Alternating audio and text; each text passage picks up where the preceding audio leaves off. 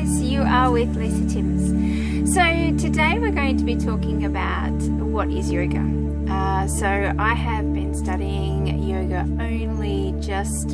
I am so new. I've only been doing around 2 years of study, and what I have decided to do is just really be open to people's perspectives on what they think and how they feel. So I've collated a whole heap of information over the time of my journey just to get an idea and a sense of where people sit with yoga.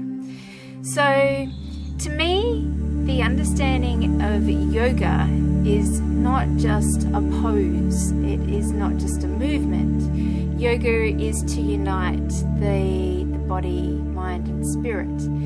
And what I mean by this is that we as a person have so much more happening within us than we actually realize. We don't really pay attention to the way our bodies work. We get caught up in our minds, and we're tormented most of the time as our journey goes on through life, just wondering what it is exactly we're here for, what are we doing, we might be in jobs we hate, different things like that. So it's actually uniting everything and bringing the person, the individual together with the universal energy as such to create a peaceful environment for oneself. Now, it's hard to explain, so I'll try my best and give you an indication of what I feel that it is for me, and just to give you a little bit of an idea. And for those out there, because a lot of the people that I've spoken to, when I ask what is yoga, they say, oh, it's a yoga pose, you need to be flexible, I can't do things like that, or it's like gymnastics, standing on your head and turning yourselves inside out. It's far from that. I know that it can get confusing, even especially if you watch me, because I love to do all that type of stuff, but that is not yoga. That is a pose. It's what we call an asana. Asana means a yoga pose, but that is not yoga. Completely, it is a combination of a whole heap of different things. So it's about integrating the conscious and unconscious mind. So it's a combination of breathing, so the prana through the body, the life force that we have inside and out. It's about becoming consciously aware of our unconscious minds. It's actually quite funny, because I've recently done some hypnosis study, and I'm certified hypnotherapist now, and in my studies, which I'm still continually studying too, we often all walk around in a trance, and this is just simply, just kind of being completely unconsciously aware of what we're doing. You jump in a car and you get from A to B and you go, oh my God, I don't remember getting there. Or you sit in front of a television and somebody's trying to have a conversation with you, but you're in a trance because the television show that you're watching has got you so captivated. So that's a form of, hypnosis for yourself, that you're in this little trance in your own little world.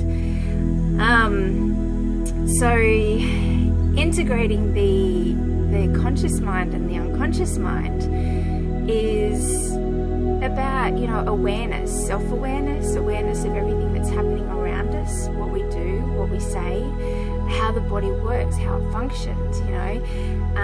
The unconscious mind or the unconscious body is working all the time, but we just don't think about it. So you're tapping into your unconscious mind, like the heart beating. We don't need to consciously think about the heart for it to beat. We don't need to consciously think about the veins that run through our bodies that connect everything together for the blood to flow through, for it to happen. This all happens unconsciously. So when you think about all of this stuff, it's integrating, the conscious awareness with the unconscious awareness, and tapping into a whole heap of different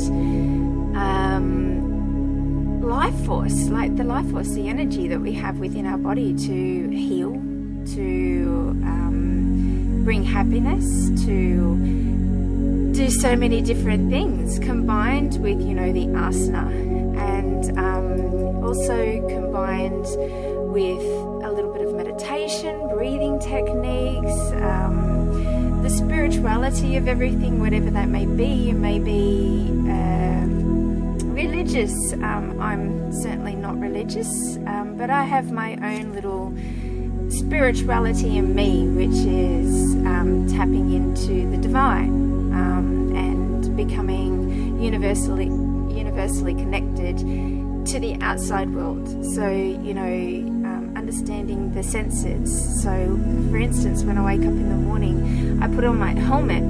I feel how it feels on my head. I don't stick it on.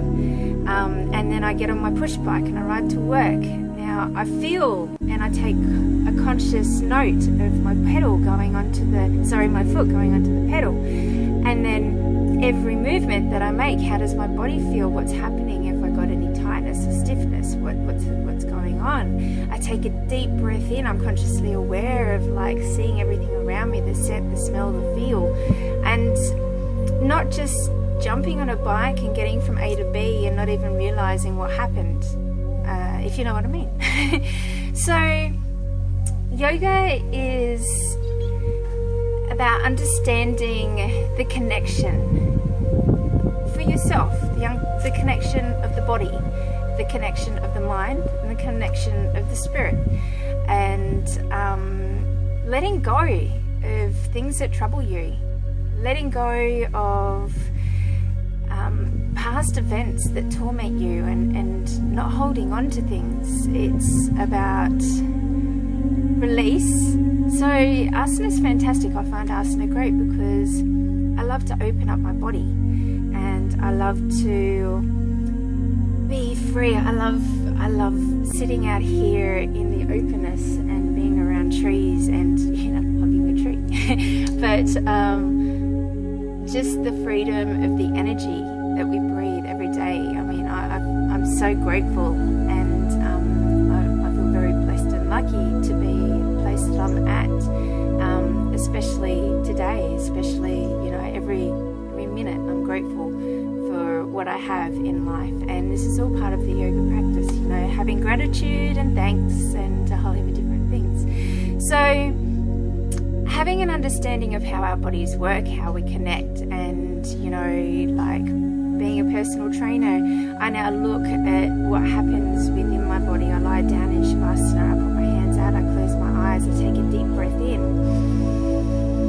I'm consciously aware of doing this. I take it all the way down to the navel, into the solar plexus, and then I ask my body, how are you feeling today? How often do we do that? How often do we acknowledge, you know, this vessel that carries us around and the things that it does for us? And, you know, it answers. You know, we have billions and billions of cells in our body that speak. You know, there's neural pathways that go up to our brain that say different things. The connection between the cells and the things that we do in life, being active. You know, I'm an active person, and I teach classes and different things. And just to understand that in every tiny little cell, there's this little mitochondria, which is just like this powerhouse that goes, all right, you're going to do this today, and I'm going to support you, and I'm going to send a message from this cell to this cell in order for this muscle to work and for you to be able to do what you want to do with the breath. Oh my God, it's just unbelievable the way that our system and our body works.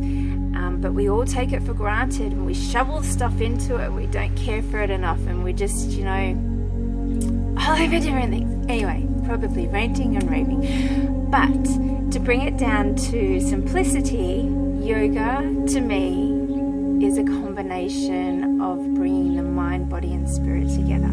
It's not about how well you can turn yourself inside out, get into the splits, chuck your leg over your head and stuff like that. That is by far definitely not yoga. It's about bringing the breath awareness. It's about the awareness of the mental stability that we have, of the consciousness and the unconsciousness, the divine energy, the life force that runs through us, the prana, the chi. And it's about wholeness, happiness, wellness. I hope that kind of helps a little bit. A few people have been asking me to define what I think it is. That's what I think it is, and you know, it may change, I don't know. But to this point and to this day, that's how I feel, and